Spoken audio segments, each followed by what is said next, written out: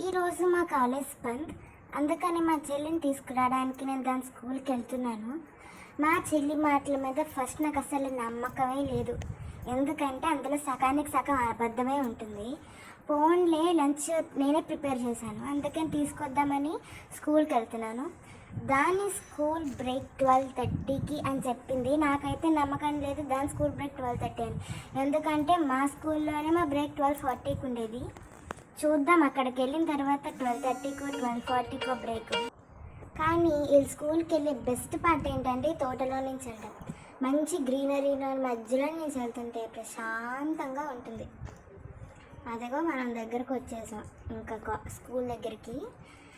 మీకు చూపిస్తాను. దూరంగా మీకు ఒక సైకిల్స్ కనిపిస్తుంది చూడండి, నేను జూమ్ చేస్తాను. అగోండి, అదే వాళ్ళ స్కూల్. వచ్చేసాం ఇంక స్కూల్కి. 12:30కి చిన్నపిల్లల బ్రేక్, వీళ్ళ బ్రేక్ 12:45కి. నా చేత 15 మినిట్స్ వెయిట్ చేయించింది. అందుకే మీరు ఎవరైనా మీ చెల్లిని తీసుకురావాలనుకుంటే టీచర్స్ని అడగండి timings. Okay, Tata, by by, subscribe to our channel.